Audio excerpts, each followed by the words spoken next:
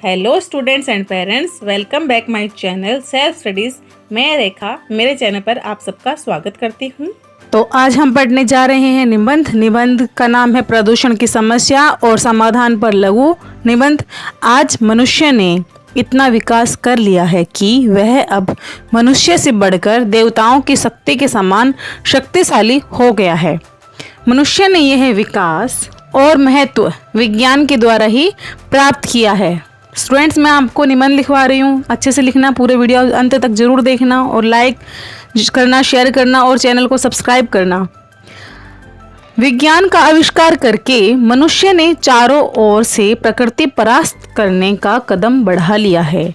देखते देखते प्रकृति धीरे धीरे मनुष्य की दासी बनती जा रही है।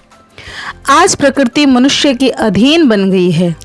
इस प्रकार से हम कह सकते हैं कि मनुष्य ने प्रकृति को अपने अनुकूल बनाने के लिए कोई कसर न छोड़ने का निश्चय कर लिया है कि यहाँ पे कोई भी कमी नहीं रहनी चाहिए। जिस प्रकार मनुष्य का और राष्ट्र का शोषण करते रहे हैं, उसी प्रकार मनुष्य प्रकृति का भी शोषण करता रहा है।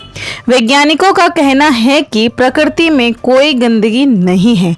प्रकृति में सब जीव जंतु, प्राणी तथा वनस्पति जगत परस्पर मिलकर संतुलन बनाए रहते हैं। प्रत्येक का अपना विशिष्ट कार्य है। प्रकृति में ब्रह्मा, विष्णु और महेश अपने काम स्वाभाविक रूप से बराबर चलता रहता है। जब तक मनुष्य का हस्तक्षेप नहीं था, तब तक न गंदगी थी और न ही कोई रोग है। जब मनुष्य प्रकृति के कार्य में हस्तक्षेप करता है, तब प्रकृति का समतोल बिगड़ता है। इससे सारी सृष्टि का स्वास्थ्य बिगड़ जाता है। आज का युग वैज्ञानिक और औद्योगिक युग है। औद्योगिकरण के फलस्वरूप वायु प्रदूषण बहुत तेजी से बढ़ रहा है। ऊर्जा तथा उष्णता पैदा करने वाले संयंत्रों से गर्मी निकलती है। यह उद्योग जितने बड़े होंगे और जितना बढ़ेंगे, उतनी ज़्यादा गर्मी फैलाएंगे। इसके अतिरिक्त ऊर्जा उत्पन्न करने के लिए जो ईंधन प्रयोग में लाया जाता है, यह प्राय पूरी तरह से नहीं जल पाता। इसका दुष्परिणाम यह होता है कि धुएं से कार्बन मोनोऑक्साइड की काफ़ी मात्रा निकलती है। आज मोटर वाहनों को यातायात तेजी से बढ़ रहा है। 960 किलोमीटर की यात्रा में एक मोटर वाहन उतनी ऑक्सीजन का उपयोग करता है जितनी कि एक आदमी को एक वर्ष में चाहिए होती है। दुनिया के हर अंचल में मोटर वाहनों का प्रदूषण फैलता जा रहा है। रेल का यातायात भी अशांतित रूप से बढ़ रहा है। हवाई जहाज़ों का चलन भी सभी देशों में हो चुका है। तेल शोधन, चीनी मिट्टी की मिलें, चमड़ा, कागज, रबर आदि के कारखाने तेजी से बढ़ रहे हैं। रंग वार्निश, प्लास्टिक, कुम्हारी, चीनी के कारखाने बढ़ते जा रहे हैं। स्टूडेंट्स, ध्यान से देखिए, मैं आपको निबंध लिखवा रही हूँ। चैनल को सब्सक्राइब कीजिए, लाइक कीजिए और शेयर भी कीजिए। हर प्रकार के यंत्र बनाने के कारखाने बढ़ रहे हैं। ये सब ऊर्जा उत्पादन के लिए किसी न किसी रूप में ईंधन को फूंकते हैं। ये अपने धुएं से सारे वातावरण को दूषित करते हैं। यह प्रदूषण जहां पैदा होता है वहीं पर स्थिर नहीं रहता। वायु के प्रवाह में वह सारी दुनिया में फैलता रहता है।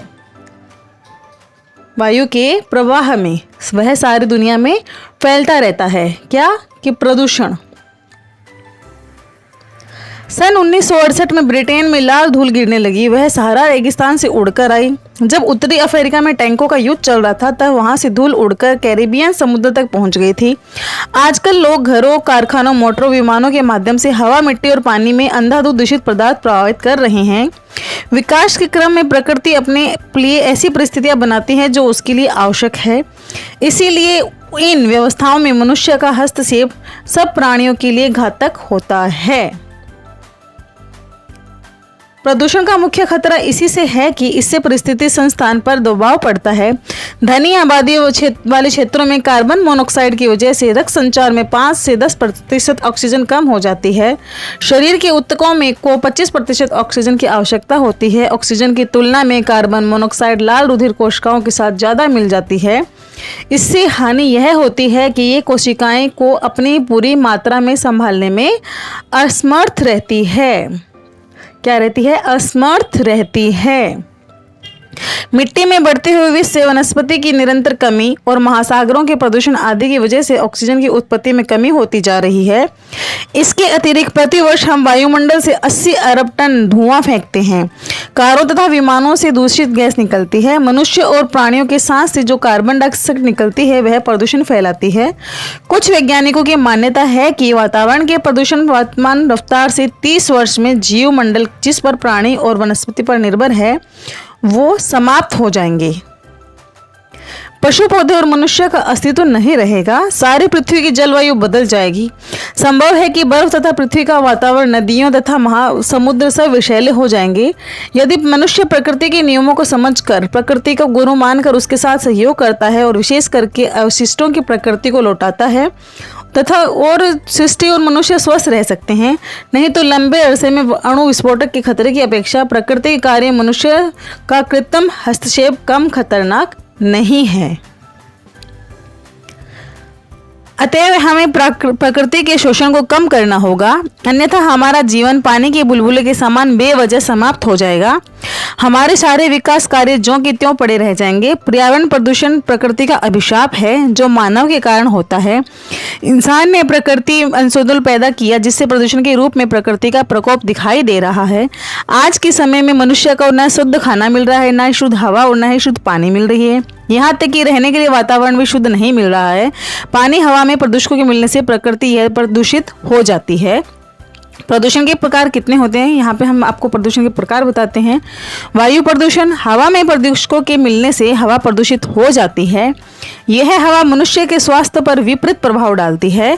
कारखानों से निकला जहरीला धुआं वायु में मिल जाता है, यह वायु प्रदूषण का मुख्य कारण है। वाहनों से निकला धुआं भी वायु प्रदूषण के लिए जिम्मेदार है। तो मैं आपको यहाँ पे बता रही हूँ प्रदूषण के प्रकार। तो पहला प्रकार है वायु प्रदूषण। दूसरा देखते हैं जल प्रदूषण। कारखानों से निकलने वाला अशुद्ध जल, रासायनिक पदार्थ नदियों और समुद्र के जल मिलकर उसे प्रदूषित कर देता है। इस प्रदूषित जल को पीने से कई प्रकार की गंभीर बीमारियां हो जाती है। तो स्टूडेंट्स, मैं आपको क्या पढ़ा रही हूँ? मैं आपको पढ़ा रही हूँ प्रदूषण के प्रकार और प्रदूषण के कारण। तो वीडियो को पूरा ज़रूर देखना और प्लीज़ लाइक भी किया कीजिए, शेयर भी किया कीजिए ताकि मुझे मोटिवेट मिलता रहे कि मैं आगे आगे ऐसी वीडियो बनाती रहूँ आपके लिए। Thank you. आगे देखते हैं ध्वनि प्रदूषण। फैक्ट्रियों की मशीनरी से निकलने वाली आवाज़ ध्वनि प्रदूषण की जिम्मेदार है। वाहनों का अत्यधिक शोर भी ध्वनि प्रदूषण पैदा करता है। इससे इंसानों में बहरापन और तनाव पैदा हो जाता है। ध्वनि प्रदूषण, फैक्ट्रियों की मशीनरी से निकलने वाली आवाज़ ध्वनि प्रदूषण की जिम्मेदार है। वाहनों का अत्यधिक शोर भी ध्वनि प्रदूषण पैदा करता है। इससे इंसानों में बहरापन और तनाव पैदा होता है। आगे देखते हैं मृदा प्रदूषण, सॉइल प्रदूषण, यानी मिट्टी में प्रदूषकों के मिलने से मृदा प्रदूषण होता है। आजकल खेती में फसल उत्पादन बढ़ाने के लिए कीटनाशकों का छिड़काव किया जाता है। इससे कीटनाशक मृदा की उर्वरकता को खत्म कर देते हैं। तो ये है प्रदूषण के प्रकार। कौन से थे? मैंने आपको 4 प्रदूषण के प्रकार बताए हैं, चारों को समझाया है। प्रदूषण क्या होता है, कैसे होता है, ये भी बताया है। अब आगे बढ़ते हैं नए सिरे की ओर। प्रदूषण के कारण कौन से हैं? पोल्यूशन के व्यापक और सर्वाधिक कारण मानव निर्मित है। इंसान आधुनिकता की होड़ में प्रकृति का अत्यधिक दोहन कर रहा है। इससे प्राकृतिक संसाधनों में कमी हो रही है। जो संसाधन बचे हुए हैं वो भी प्रदूषण के मारे प्रदूषित हो रहे हैं। फिर से देखिए क्या कहा है इसमें, इससे प्राकृतिक साधनों में कमी हो रही है। जो संसाधन बचे हुए हैं वो भी प्रदूषण के मारे प्रदूषित हो रहे हैं। प्रदूषण का मुख्य कारण कल कारखानों से निकलने वाला जहरीला धुआं और रासायनिक पदार्थ है। यह धुआं वायु में, रासायनिक पदार्थ पानी में मिलने से दोनों प्रदूषित हो जाते हैं। शहरों में बढ़ते वाहन भी प्रदूषण का एक कारण है। अत्यधिक वाहनों से ट्रैफिक बढ़ता है और उससे निकलने वाले जहरीले धुएं में बढ़ोतरी होती है, जिससे वायु प्रदूषण होता है। वाहनों के अत्यधिक शोर से ध्वनि प्रदूषण भी होता है।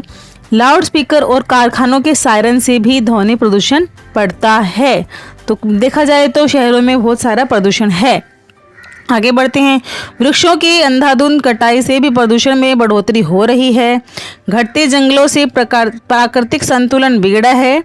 ध्वनि प्रदूषण और वायु प्रदूषण में अत्यधिक वृद्धि का एक कारण वृक्षों की कटाई भी है। ज्वालामुखी, बाढ़, भूकंप से भी वायु और जल प्रदूषण होता है।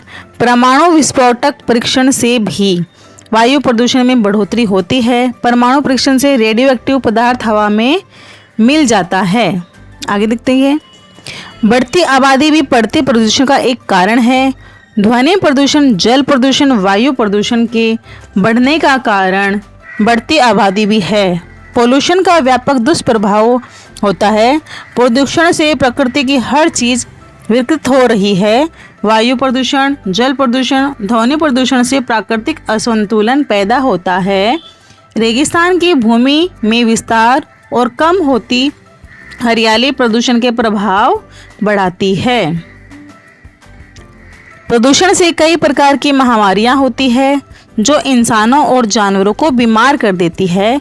मनुष्य का गिरता स्वास्थ्य का जिम्मेदार भी प्रदूषण है। वायु प्रदूषण से सांस संबंधी बीमारियां फैलती है। ध्वनि प्रदूषण से बहरापन और तनाव बढ़ता है। जल प्रदूषण से नदियों और समुद्र का पानी प्रदूषित हो जाता है। इससे जलीय जीव प्रभावित होते हैं। कई जलीय जीवों की प्रजाति इससे नष्ट हो चुकी है। इस दूषित पानी से नहाने से चर्म रोग की संभावना बढ़ जाती है और प्रदूषित पानी पीना कई बीमारियों को न्योता देना होता है।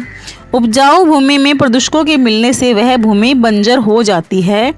मिट्टी में कीटनाशकों के छिड़काव से भी मृदा प्रदूषण होता है। प्रदूषण के कारण धरती का तापमान लगातार बढ़ता जा रहा है। ओजोन परत में हुए छेद का कारण भी वायु प्रदूषण है। ग्लेशियर के पिघलने से जल स्तर में बढ़ोतरी हुई है। प्रदूषण के कारण धरती का तापमान लगातार बढ़ रहा है। ओजोन परत में हुए छेद का कारण भी वायु प्रदूषण है। ग्लेशियर के पिघलने से जल स्तर में बढ़ोतरी हुई है। प्रदूषण रोकने के उपाय। पोल्यूशन को समाप्त करना तो मुश्किल है, लेकिन इससे कुछ उपाय करके कम किया जा सकता है। प्रदूषण रोकने के उपाय से प्रदूषण को काफ़ी हद तक कम किया जा सकता है। प्रदूषण को रोकने के लिए सभी देशों को एक साथ आना होगा। प्रदूषण रोकने के लिए कड़े नियम बनाने होंगे। प्रदूषण को रोकने के लिए सभी देशों को एक साथ आना होगा और प्रदूषण रोकने के लिए कड़े नियम बनाने होंगे। ग्लोबल वार्मिंग भी एक समस्या है जो बढ़ते प्रदूषण से और गंभीर हो रही है। इससे निपटने के लिए वायु प्रदूषण को रोकना जरूरी है। सामाजिक जागरूकता भी एक अच्छा उपाय हो सकता है। पर्यावरण प्रदूषण को गंभीर खतरों से लोगों को अवगत कराना चाहिए। यह हमारी जिम्मेदारी और फर्ज है कि पर्यावरण की सुरक्षा करें। यह हमारी जिम्मेदारी और फर्ज है कि पर्यावरण की हम सुरक्षा करें। इसके बाद में क्या है स्टूडेंट्स, आगे देखते हैं। शिक्षा से भी प्रदूषण की समस्या से निजात पाया जा सकता है। बच्चों को स्कूली सिलेबस में पर्यावरण के प्रति जागरूक करना चाहिए। प्रकृति का महत्व बच्चों की शिक्षा में अनिवार्य होना चाहिए। प्रकृति का महत्व बच्चों की शिक्षा में अनिवार्य होना चाहिए। फैक्ट्रियों से निकलने वाले धुएं और रासायनिक पदार्थों को वायु और जल में मिलने से रोकने के उपाय होने चाहिए और प्रदूषण का मानक तय होना चाहिए। प्रदूषण का जो मानक होता है वह तय होना चाहिए। ज़्यादा से ज़्यादा वृक्षारोपण करना चाहिए जिससे प्रदूषण की समस्या से निजात मिल सकती है। पेड़ लगाना पुण्य कमाने के समान है। हम स्वयं पर्यावरण को गंदा रखते हैं और अस्वच्छता फैलाते हैं। यह हमारा दायित्व है कि हम स्वच्छता रखें। स्वच्छता बेहतर जीवन देती है। हर जगह कूड़ा कचरा डाल दिया जाता है। यह कूड़ा पानी में मिलकर उसे प्रदूषित करता है। कचरे के प्रदूषक हवा में मिलकर इसे और भी प्रदूषित करते हैं। पृथ्वी की सुंदरता को बनाए रखने की जिम्मेदारी हमारी है। धरती को प्रदूषण मुक्त करना हमारा कर्तव्य है। प्रकृति का संतुलन बनाए रखने का दायित्व भी हमारा है। प्रदूषण फैलाने के लिए जिम्मेदार हम खुद हैं और उसको कम करना भी हमारे ऊपर ही है। प्रदूषण पर निबंध में प्रदूषण के कारण, प्रभाव और प्रदूषण रोकने के उपाय के बारे में जानकारी देना भी हमारा दायित्व है। प्रदूषण रोकने के उपाय के बारे में जानकारी देना भी हमारा दायित्व है। आवश्यकता इस बात की है कि सब लोग प्रकृति के साथ सामंजस्य स्थापित करके निहित स्वार्थों की पूर्ति के लिए उसे क्षति पहुंचाना बंद करें। विकास, औद्योगिकरण तथा मानव स्वास्थ्य के बीच में तालमेल बढ़ाएं। आज से हजारों वर्ष पूर्व कहा था कि प्रकृति हमारी माता है, अपना सब कुछ अपने बच्चों को अर्पण कर देती है। अतः आवश्यकता है कि हमारी प्रकृति हम माँ को सुरक्षित रखने के लिए कुछ इस प्रकार का काम करें कि वह भी स्वच्छ रहे और हम भी स्वस्थ स्वच्छंद रहे। तो स्टूडेंट्स, मैंने आपको यहाँ पे निबंध लिखवाया है प्रदूषण का, तो आप चैनल को प्लीज़ लाइक करें, शेयर करें, सब्सक्राइब करें और हाँ, लाइक ज़रूर कीजिए ताकि मुझे मोटिवेशन मिलता रहे। Take care students.